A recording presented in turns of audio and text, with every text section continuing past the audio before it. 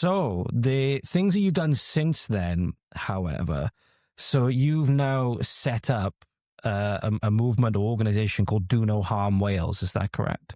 Yeah, it wasn't just me. I was sort of piggybacking a similar organisation in the Scottish English Health Service, and they said, "Look, we don't have one for Wales. Could you consider creating one in Wales?" So, with a number of other whistleblowers that I'd bumped into by this time, we decided to create an organisation, a sort of support network for other professionals that had gone through this whistleblowing process and bullying process.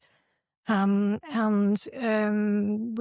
then, part of it was to support each other, but the other part of it was to campaign for a better speak up system so that the NHS actually deals with this issue in a mature and responsible manner instead of dealing with it in the way that they do. And we created something called our 10-point plan, and we campaigned at government level. When I say government, healthcare in Wales is devolved, so at Senedd level, and we actually got our 10-point plan into one of the health acts on the advice page. But unfortunately, the Welsh government completely ignored virtually everything. Sounds about right. For the Welsh government, not exactly the best at taking their constituents' concerns and all. But we have a little joke in my community, for example, of, oh yeah, you never see our MP unless there's some kind of photo op going on. You never ever see him, really. So this is tied in with your Speak Up Wales campaign then as well. So they both sort of tied in together. You mentioned I've got the notes from last time, you mentioned you basically had a wish list that you came to the government with. You mentioned there was one member of the Senedd that initially seemed to have interest in this, and you went, I don't know if you remember, I can't remember if you said it was just yourself or it was the group of you that went. You sat down, she initially seemed to be very receptive, he or she, I can't remember exactly who it was, seemed to be very receptive. But then later on, as we know, came to nothing. What were the kinds of things that you brought forward that you wanted to see implemented that you think would help in this instance?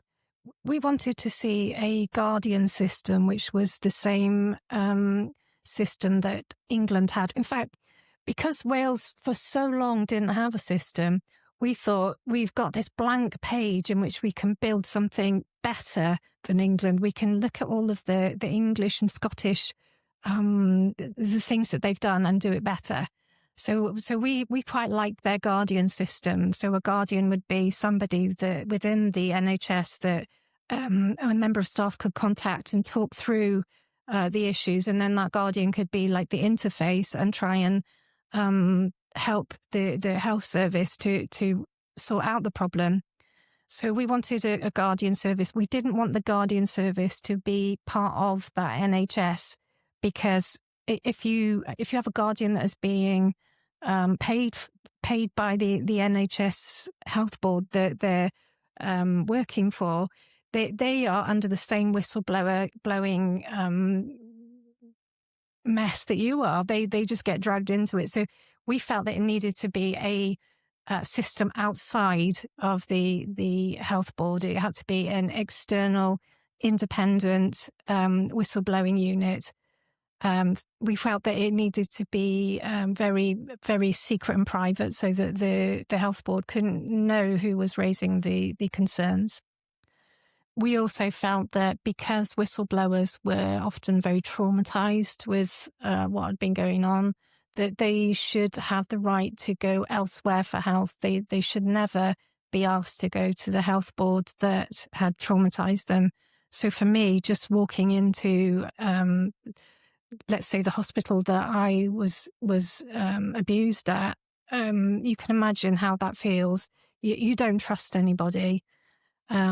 We felt that there should be a financial recompense system so that anybody that has been, and legacy cases, anybody that has lost their job through whistleblowing and been through this process should have some way of having their pension restored and having their pay sorted. But better than that, what we thought would be a good idea is if the government somehow had a rehabilitation system so that those members of staff who are often quite skilled, quite knowledgeable. Most whistleblowers are not the young trainees that come in. The whistleblowers are the experienced staff that know how it should be run and are saying this is dangerous. So those people are the people that you really want to keep within the system. And we've thought that keeping those in the system and being rehabilitated could be really helpful.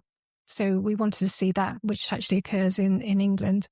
Yeah, absolutely. It's as well, the older members of staff that are going to be coming forward with this, especially, they got the experience, but the reason they're coming forward is obviously they have integrity. They have integrity to come forward, and you want to keep those people. Those are the people that you want, especially as something as pivotal as healthcare. You also mentioned with that Guardian service, another reason you'd obviously want it to be independent of the NHS. If they're being paid by the health board or whatever it is, if they're within the system, they're getting paid by the system. Obviously, they're going to have loyalties to that system as well. So I was thinking immediately that you've got some kind of conflict of interest. Whereas if you're going to somebody in a Guardian inside the system about the system, then again, you've got that immediate kind of disconnect there. Whereas if it's a Guardian outside the system that is in no way accountable to the overall system itself, I would feel a lot, for example, better going to that kind of service. It's a little bit like, we were told that in a place I used to work that our union rep was one of the managers, and it just so happened at this time it was a manager that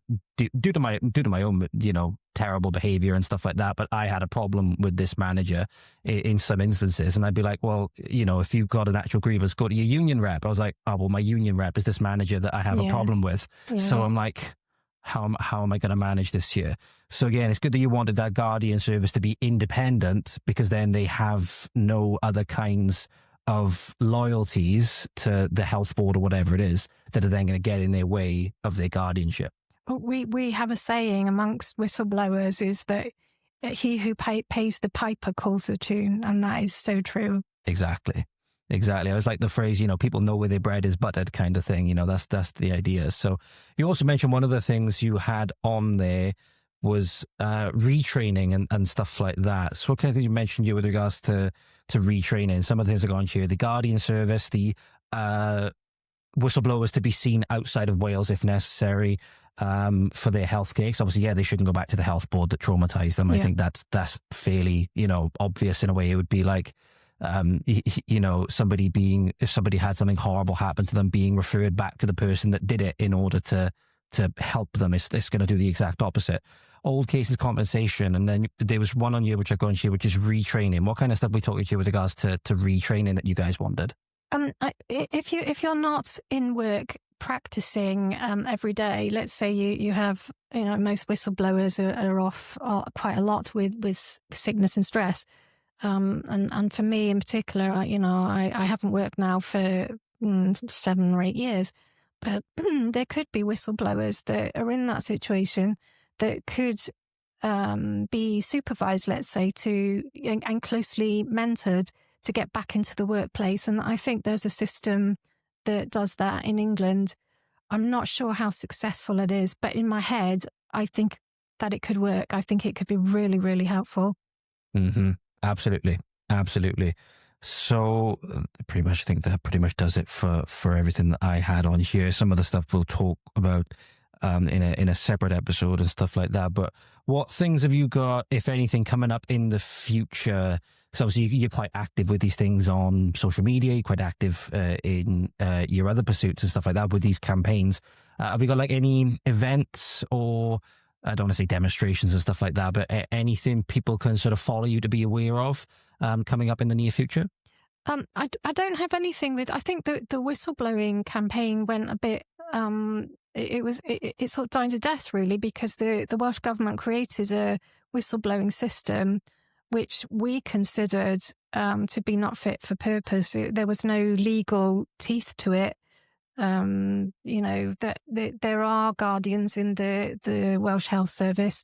I believe that there's one independent guardian, but all of them work within the system. So the Welsh system didn't make the best of that, the possibilities, let's say. So in terms of our 10-point plan, it's still something that we would love to engage the Welsh Government on. But at the minute, they're miles away from wanting to look at healthcare safety, I feel.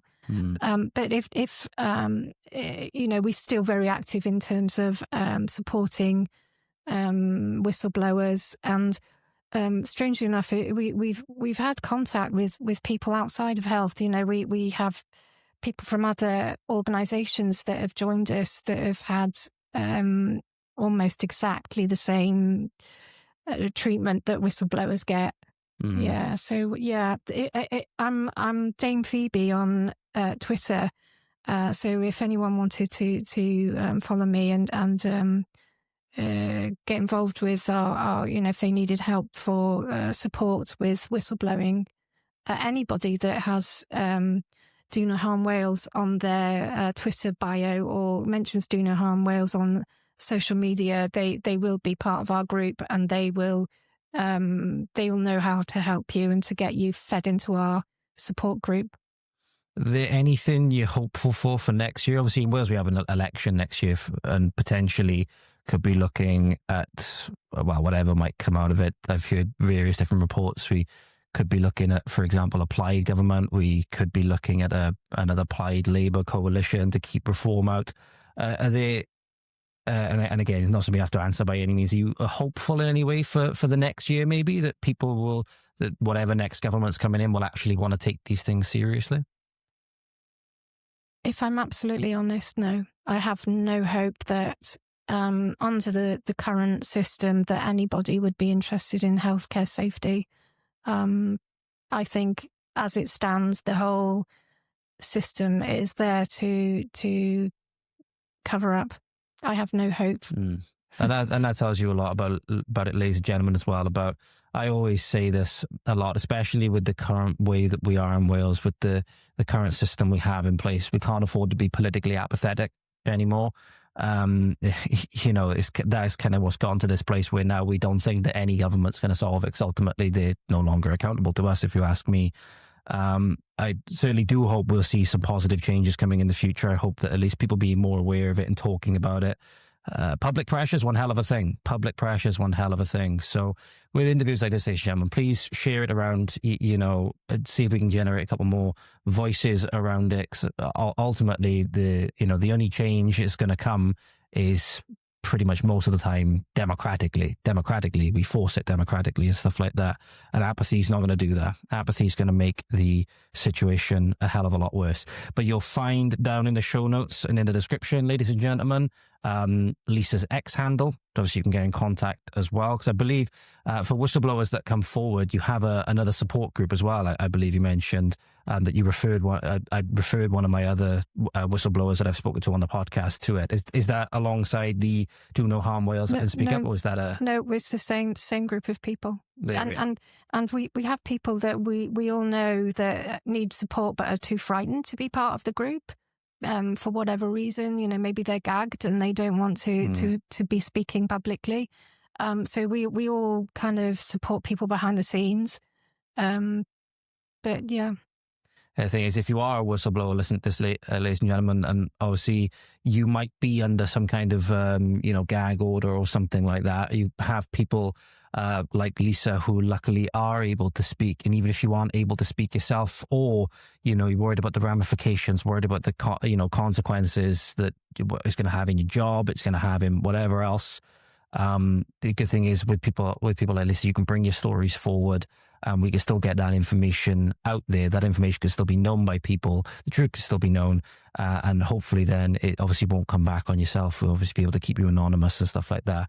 But where did you say people can find you, Lisa? Dame Phoebe. I'm Dame Phoebe, yeah. I created an anonymous persona because I was campaigning for healthcare safety whilst I was still working. So I was gathering whistleblowers as I was realising that I was going to have to leave the NHS. So to keep myself a bit difficult to locate, I created Dame Phoebe. There we are. So you'll find that down in the description as well, guys. Is there anything you'd like to leave them with? Anything that we haven't discussed or we have discussed that you'd like to clarify, or any additional information you'd like to bring forward that you'd like to make the listeners or viewers aware of? I think the only thing I would say is that with working with whistleblowers, I've heard a lot of it. If you are in this situation, you're not alone. And my throwaway comment would be, try not to take the gag. I know people who've taken the gag and it affects them for the rest of their life. They can't talk out about it. They have to be careful with everything they say. And it really affects people mentally. So if you're in this situation, try your very best not to take the gag. I didn't take the gag. I don't think they thought I was dangerous enough to gag. There we are. And absolutely, there's nothing, because it's a wider concept, ladies and gentlemen. Freedom of speech is freedom to think. You know, if you can't speak freely, you can't really think freely, because obviously a lot of the ways we articulate things, even if people find them offensive or whatever, we articulate them through words in some way. People write things down to make sense of them. That in some ways freedom of speech, right?